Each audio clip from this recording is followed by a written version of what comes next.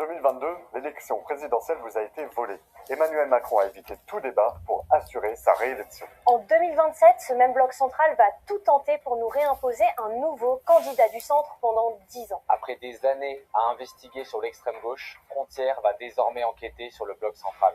Déclassement social, submersion migratoire, insécurité débordante, voilà le vrai bilan des macronistes. Et ses héritiers, Gabriel Attal et Édouard Philippe, veulent poursuivre cette politique chaotique. Dès septembre, Frontières sera présent à 360 pour vous couvrir chaque meeting, chaque sortie médiatique ou chaque polémique sur les réseaux sociaux afin de vous dévoiler des faits qu'aucun autre média ne vous révélera. Pour que plus jamais la Macronie ne puisse arriver au pouvoir. Alors, c'est le moment de nous aider. Faire des enquêtes à un coût. Déplacement, matériel, procès, prise de risque. Et pour cela, on a besoin de vous. Faites-nous un don défiscalisé à hauteur de 66%. Chaque geste a son importance. Comptez sur nous. Soutenez Frontières.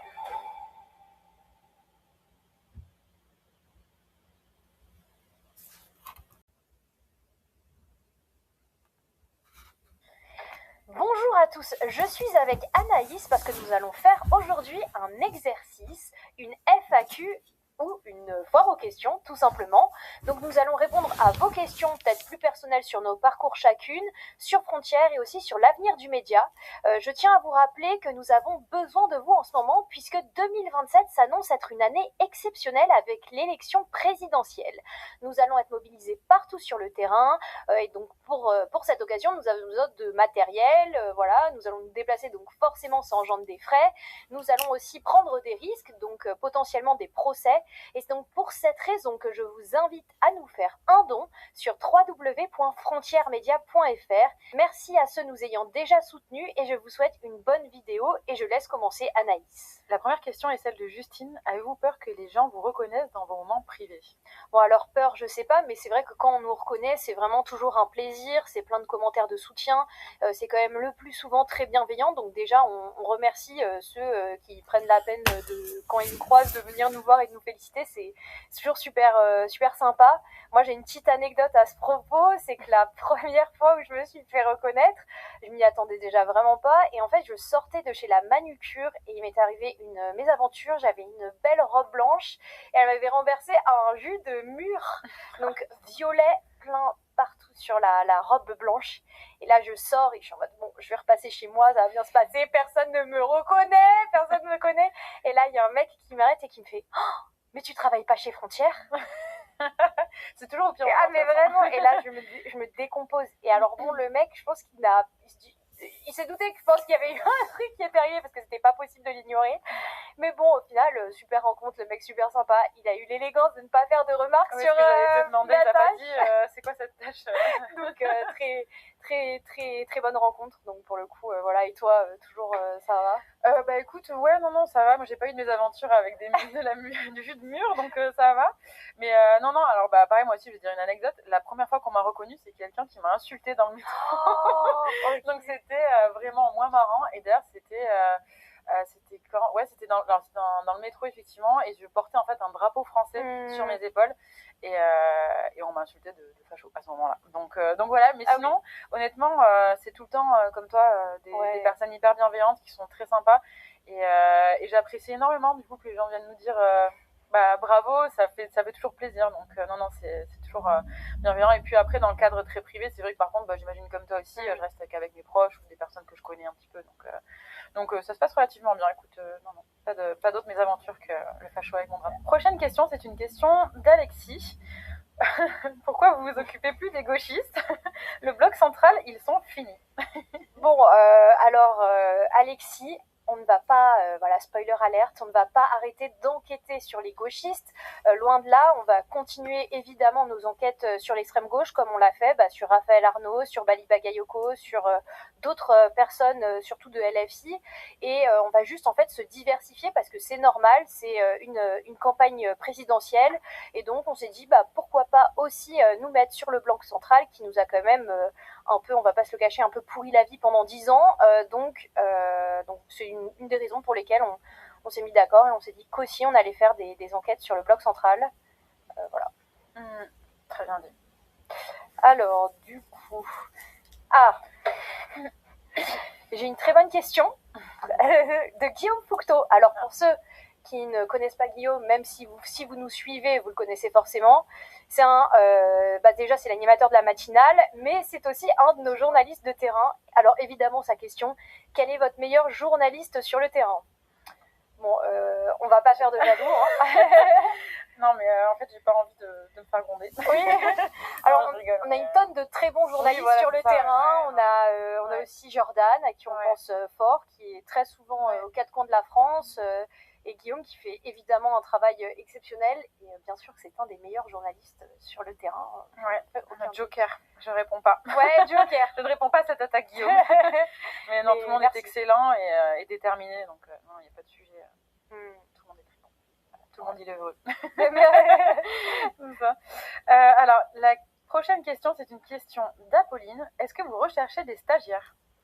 Alors Apolline, on recherche toujours du monde, surtout là en cette période, c'est-à-dire qu'on va attaquer donc, comme j'ai dit, les élections présidentielles dès septembre. Ça risque d'être très mouvementé et donc évidemment on recherche, on en parlait, des stagiaires, des alternants, tous ceux qui peuvent nous aider en com, en journalisme, en audiovisuel. Vous êtes la bienvenue, vos CV sont évidemment la bienvenue. Oui, absolument, et n'hésitez pas à nous les envoyer. Alors, on peut directement l'envoyer sur mon adresse mail à amaréchal@frontiermedia.fr. On le mettra dans la biographie, mais il ne faut pas hésiter, on est preneur de nouvelles petites pépites pour Frontières. Bon, alors on enchaîne. Une question de Nicolas. Alors Anaïs, toi qui viens de nous rejoindre, pourquoi choisir Frontières? Wow. Alors déjà, j'avais la chance d'être venue plusieurs fois avant d'intégrer l'équipe. Donc j'intervenais dans un format d'après-midi de radio de 17h à 19h, si je ne me trompe pas, c'était avec Gaëlle ou avec Guillaume. Et en fait, je me sentais déjà très bien. Je sentais qu'il y avait une vraie détermination au niveau du média et que ça bossait beaucoup. Et il y avait aussi une quête de vérité, de mener à bien en fait le combat idéologique, je pense aussi au niveau de la gauche, et de faire en fait ce que fait d'ailleurs c'était à l'initial, c'était l'objectif d'être un Mediapart de droite. Et je pense qu'on s'est un petit peu détaché de ce Mediapart là qui en plus sort que des fake news en ce moment. Mais bon, non, c'est vrai que je voyais une équipe, je me disais tout à l'heure, c'est un petit peu jeune et dynamique, donc un peu bateau de dire ça, mais c'est réel et c'est très bien. Et non, franchement, moi je suis très contente chez Frontières, ça se passe bien. Et non, moi, en fait, je me suis même pas posé la question. Il y a une opportunité qui s'est présentée, je l'ai saisie et j'en suis très heureuse. Et toi? Moi, exactement, les mêmes raisons. Équipe jeune et dynamique, voilà.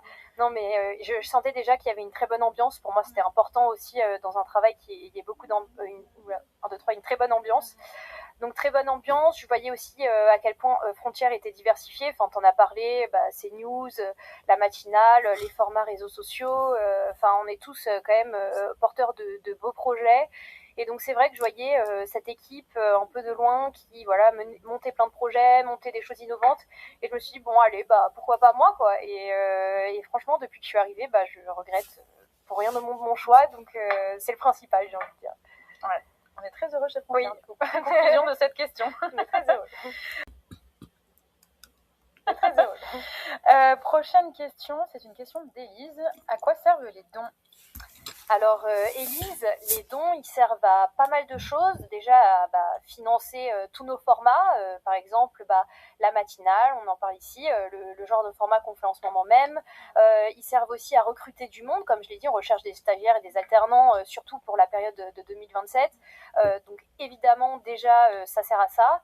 Et ça sert aussi à financer tout simplement les futurs reportages dans l'avenir. Par exemple, même à se représenter, elles sont surreprésentées. Je le répète, mais on va bouger partout en France, on va couvrir chaque meeting, chaque sortie médiatique. Et donc, évidemment, que vos dons vont servir à ça, financer le matériel, les billets de train, tout ça, quoi. Et aussi, on prend beaucoup de risques sur le terrain, donc ça permet aussi d'aider pour le procès. Et donc voilà, quoi, vos dons servent notamment. Non, après t'as globalement tout dit, les déplacements, les procès aussi judiciaires, on nous attaque souvent en diffamation parce qu'on ose dire la vérité et on doit du coup pouvoir se défendre, et pour cela ça implique des frais d'avocat et du temps, de l'énergie aussi évidemment. Mais non, t'as globalement tout dit. Et c'est important de faire des dons parce qu'aussi on n'est pas comme les médias d'extrême gauche ou de gauche méga subventionnés. On parle quand même de plusieurs centaines de milliers d'euros, nous on reçoit rien. C'est principalement des donateurs et des abonnements. Donc on a besoin des dons. Oui, parce que je le répète, quand vous donnez à Frontières aussi, votre don peut être défiscalisé à hauteur de 66%. Je le répète devant la caméra. Donc, par exemple, un don de 10 euros, ça vous revient à 3,40 €. Exactement. Voilà, même, je tiens à rappeler que chaque geste a son importance, même le plus petit. Et on vous remercie aussi pour ceux qui nous apportent du soutien, même en dehors des dons, évidemment. Complètement. Ça, c'est une question pour toi, Anaïs. Pouvez-vous mettre en lumière plus de cas sur la pédophilie ? Alors, c'est justement ce qu'on est en train de faire. Initialement, on avait pour idée avec Jules Laurent, donc rédacteur en chef de la rédaction de Frontières, de parler du périscolaire. Qui est déjà un sujet très vaste, notamment quand on voit qu'il y a 130 et quelques animateurs qui ont été suspendus, il y a une centaine d'écoles qui sont concernées. On s'est dit c'est très vaste, on va avoir beaucoup de matière à traiter, mais maintenant c'est vrai que l'affaire Liana nous a fait une petite piqûre de rappel en nous disant il y a encore plus de sujets à traiter, donc déjà sur tout le territoire, et aussi au niveau de différentes formes de pédophilie, notamment avec l'ASE, qui est au cœur d'un scandale de réseau de proxénètes avec du coup des mineurs. Mais aussi, on va pouvoir parler d'autres sujets, du dysfonctionnement judiciaire sur ce thème-là.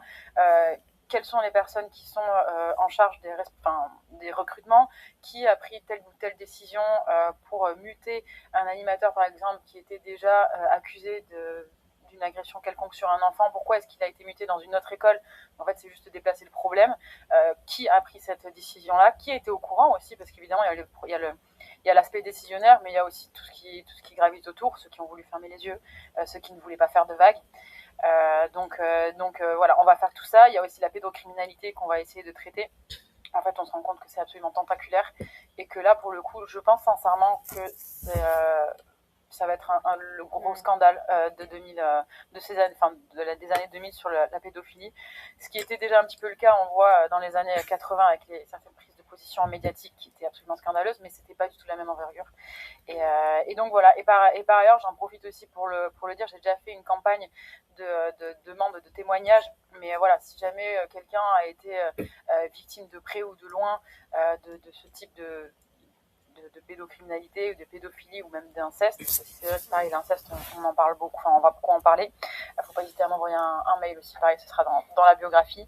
Mais voilà, en tout cas, c'est un sujet qui est très difficile. Eva, tu le vois aussi. On travaille pas vraiment dessus, mais on est ensemble dans l'open space, donc tu dois entendre tout ce qu'on dit avec Jules, etc. Donc c'est un sujet très difficile, mais c'est un sujet important, et si on le fait, c'est vraiment avec un objectif apolitique. Alors bon, évidemment, on va devoir parler de la mairie de Paris parce que elle est partie intégrante de ce scandale, mais voilà, nous, ce qu'on veut faire, c'est vraiment rendre hommage aux familles des victimes, aux victimes, et faire en sorte que toute la vérité, rien que la vérité, soit dévoilée. On en parlait, ça fait plaisir en tout cas de voir que Frontières, voilà, on parlait de la diversification de Frontières, notamment en allant sur l'extrême centre. C'est vrai qu'on va sur des terrains en ce moment où peut-être on n'a pas l'habitude de nous voir, et je trouve que c'est vraiment cool, c'est un beau projet, on va dire que c'est une thématique assez lourde à porter, on en parlait même, parce qu'on parle beaucoup de tout ça. Tu sais, c'est vrai que quand on pense à tous ces enfants, on pense forcément, nous on a des petits frères, des petites sœurs, et forcément ça touche, quoi. Ah ouais, non, complètement. Mais en tout cas, ça motive de se dire, voilà, on veut faire en sorte de sensibiliser le plus de personnes possible pour que ces personnes, qu'ils soient parents, frères, sœurs, cousines ou autres, se disent, bon, ben voilà, il faut quand même avoir conscience que ça existe, et que malheureusement, il faut quand même faire un petit peu attention à ce qu'on fait, où est-ce qu'on laisse nos enfants, se renseigner un petit peu, etc. Donc, bon, faut pas rentrer non plus dans une névrose totale, mais c'est vrai que voilà, je pense que c'est bien de se positionner en tant que lanceur d'alerte à ce sujet-là. Alors, si ça vient, on va passer à la prochaine question, qui est une question de Loris. Comment vous remercier pour votre travail? C'est gentil déjà la question. Ah oui, déjà, si tu prends la peine d'écrire ce message, en soi, ça nous fait toujours chaud au cœur. Déjà, nous remercier pour notre travail, ça peut être juste un petit mot de temps en temps, un petit commentaire, même en privé, si je comprends qu'il y en a qui veulent pas vraiment s'afficher. C'est vrai que du coup on sait tout ça, on a tendance à être beaucoup stigmatisé, beaucoup mis de côté. Nous on a de la chance d'être soutenus par nos proches, mais il y en a certains qui se font totalement lâcher. Donc comment nous remercier? Tout simplement en nous apportant votre soutien qui est juste essentiel. Un petit mot de temps en temps. Je tiens aussi à le dire. On tient aussi à vous remercier vous, parce que je sais pas, vous n'observez peut-être pas la jauge directement, mais on est à plus de 300 000 abonnés sur Instagram, ce qui est juste dingue. Franchement, on remercie tout le monde, évidemment pour leur soutien, et merci à vous. Et 200 millions de vues aussi. Ouais, 200 millions de vues par mois, c'est vrai. C'est dingue, c'est dingue. Donc, c'est fou. Une question d'Hugo. Qu'est-ce que vous faites en dehors de frontières? Quelles sont vos passions? Quelles sont tes passions, Anaïs? Mes passions. En ce moment, je lis beaucoup. Je suis en train d'ailleurs de lire le livre de Louis Poisson, qui est un ami. Et c'est vrai que son histoire est assez dramatique, mais c'est intéressant de voir comment il a écrit, qu'est-ce qu'il a vraiment vécu. On en avait déjà parlé entre nous, mais c'est vrai que c'est intéressant de le voir ça. Donc je lis beaucoup, la presse aussi, un peu comme tout le monde ici, je pense. Ouais. Et sinon, j'aime bien la chasse. J'ai pas encore passé mon permis, mais voilà, j'ai fait quelques chasses ces dernières années, et c'est vrai que j'aime beaucoup en fait, déjà de se mettre un petit peu au vert, c'est un peu bateau, mais de partir de Paris, d'aller en Sologne, dans le sud-ouest ou autre, où c'est des endroits qui sont absolument sublimes. Et surtout, j'aime bien en fait l'environnement de la chasse. C'est-à-dire que moi, j'ai été hyper bien accueillie à chaque fois. Tu pars le matin tôt, tu passes toute la journée dehors, tu vois plein d'animaux, etc. Et je sais pas, en fait, moi, je trouve ça vraiment... c'est un environnement très attachant, je trouve. Et j'étais bien accueillie en plus. Donc, non, c'était vraiment très sympa. Et sinon, passer du temps avec ma famille, comme tout le monde, boire des coups, manger au restaurant, au cinéma, les trucs classiques, quoi. Et toi? Alors moi, mes passions en dehors de frontières, parce qu'en soi déjà, faut être un peu passionné, je pense, pour travailler ici. J'aime bien faire un peu de sport. En ce moment, mon truc, c'est un peu de faire du Pilates réformeur. Je sais que c'est un peu bateau, voilà, tout le monde fait un peu ça en ce moment, mais franchement, non, j'adore le Pilates. Ça me permet de me détendre mes muscles. Franchement, c'est un peu dur parfois, mais voilà. Sinon, j'ai une vie plutôt assez simple en fait. Enfin, franchement, je vais pas dire, mais j'ai un petit spritz en terrasse. C'est le prime du bonheur, vraiment. Ouais, au soleil, oh là là, le prime du bonheur avec mes proches, dans le Var de préférence, au bord de la mer. Mais bon, si c'est à Paris, on va pas. La petite terrasse parisienne aussi, en vrai, très sympa. Mais c'est vrai, passer du temps avec mes proches, me balader sur la plage avec mon chien, et franchement, c'est le prime du bonheur là. Ouais, on a à peu près les mêmes activités, non, c'est clair. Alors, la prochaine question est une question d'Aude, ou de Aude d'ailleurs. Qu'est-ce qui distingue Frontières des autres médias? C'est une bonne question, ça. Ouais. Après, oui, c'est vrai que moi, j'affectionnais particulièrement l'offensive au niveau de l'extrême gauche. Ça, c'était un vrai régal de voir les vidéos, de voir les enquêtes, les mags. Tout ça, en fait, vraiment, j'étais d'ailleurs... je lisais constamment Frontières avant de revenir. Je pense que même je lisais plus Frontières avant d'intégrer l'équipe plutôt que maintenant. Mais non, mais clairement, c'est vrai que cette offensive, moi, ça m'a toujours plu. Et puis, il y a eu des grosses révélations qui ont quand même eu des impacts, notamment avec Raphaël Arnaud qui a été condamné. Il y a eu vraiment plein de belles victoires, en tout cas, qui donnent envie d'intégrer l'équipe, je trouve. Donc ouais, voilà. Alors, et pour finir, une petite question de Jules. Qu'est-ce qui vous motive les jours où vous doutez? Alors, qu'est-ce qui me motive les jours où je doute? De savoir, c'est un peu bête, mais en gros, je sais que ma mère et ma petite sœur regardent quasiment tout ce que je fais. Donc, tous les passages à la radio, mes petites vidéos. Là, typiquement, on a fait un micro-trottoir pour CNews, et ma sœur m'a dit « Ah, tu portes ma veste, j'adore !» C'est marrant, c'est trop. Tu vois, en fait, elles sont vraiment, de vrais soutiens réels et concrets. Donc ça, c'est vrai que c'est bien de savoir qu'on est entouré de personnes qui nous soutiennent. Il y a évidemment mon mari qui, lui, se plaint un petit peu que je rentre tard le soir, mais qui est quand même très heureux de voir que je suis chez Frontières et que ça me plaît. Et aussi, en fait, il y a quelque chose que je pense qu'on n'a pas tous dans dans nos emplois différents. Moi, dans mes emplois précédents, je ne l'ai pas toujours eu. C'était la reconnaissance. La reconnaissance, c'est-à-dire que tu vois, typiquement, je sais que Eric a envoyé un message là il y a quelques jours pour nous féliciter du travail accompli. Alors, peut-être que pour lui ça représente rien, mais c'est vrai que moi personnellement je le prends vraiment bien et je me dis c'est cool, ça veut dire que ça fait un peu plus d'un mois que je suis chez Frontières et déjà on me félicite pour mon travail ainsi que vous et toute l'équipe, et même je sais que Jules, David, ils ont toujours des mots de soutien, et du coup non, c'est vrai que ça pour moi ça c'est hyper important aussi. C'est vrai que je suis d'accord, c'est vrai que les jours où on doute en fait d'avoir une équipe aussi soudée, et c'est vrai que, comme tu dis, en fait, on dirait pas, mais un petit mot, c'est très bien ce que tu fais, machin, tout de suite, en fait, ça te rassure sur ce que tu fais et tu peux foncer. Et franchement, ouais, on a une équipe formidable. Les petits messages d'Eric, de David, de Jules, ça nous permet vraiment de donner notre max, après par la suite. Moi, les jours où je doute particulièrement de ce que je fais et de mon engagement chez Frontières, c'est que je me dis que ce que je fais, c'est forcément utile. J'ai toujours donné beaucoup de sens dans les travaux que j'ai fait auparavant. Et en fait, je pense que mon travail n'a jamais fait autant sens que chez Frontières, parce que je pense que déjà, il y a ce biais forcément par les réseaux sociaux. Comme tu dis, on fait vraiment des choses qui sont vues. Et je me dis toujours, tiens, avant de me coucher, je me dis, tiens, si ma vidéo, si ce que j'ai pu faire, si le tweet que j'ai fait, ça a pu peut-être permettre aux Français de se réveiller en quelque sorte sur des sujets qui sont pas forcément habitués à entendre ce genre d'avis, je pense que je me couche l'esprit plus tranquille. Donc même si c'est dur, même si parfois c'est difficile, même si parfois on doute, si parfois on est stigmatisé, on est insulté, je me dis tout ça vaut rien par rapport à la reconnaissance déjà que j'ai des personnes, et en plus par rapport au message que je transmets, quoi. Je me dis ma vie ne sert pas à rien, c'est peut-être un peu bête, mais voilà, franchement. Ouais, non, c'est vrai que c'est un vrai facteur de motivation de se sentir aussi bien dans une équipe. Dans l'open space, on travaille beaucoup, mais on rigole vraiment énormément aussi. Donc, c'est vrai que ça fait du bien, parce que quand on passe de grosses journées, pouvoir juste tourner la tête, voir Eva et pouvoir rigoler, ou Guillaume, ou Garen, ou j'en sais rien, tout le monde de la rédac, c'est vrai que c'est sympa, parce que du coup, ça crée une vraie cohésion. Donc non, c'est très chouette. Bon, voilà, on a terminé nos questions. Est-ce que tu veux rajouter quelque chose, Eva? Non, ça va. Je voulais encore remercier évidemment tous ceux qui ont regardé cette vidéo, tous ceux qui nous soutiennent, et c'est déjà pas mal.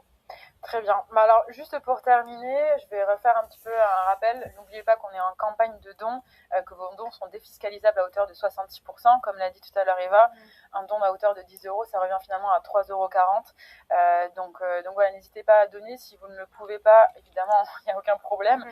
Mais n'hésitez pas, pour le coup, à parler de nous autour de vous, à commenter, partager, enregistrer nos contenus sur les réseaux sociaux. Ça nous aide pour l'algorithme et pour toucher le plus de monde possible. Donc voilà, merci à tous pour l'écoute. Merci à tous. En 2022, l'élection présidentielle vous a été volée. Emmanuel Macron a évité tout débat pour assurer sa réélection. En 2027, ce même bloc central va tout tenter pour nous réimposer un nouveau candidat du centre pendant 10 ans. Après des années à investiguer sur l'extrême gauche, Frontières va désormais enquêter sur le bloc central.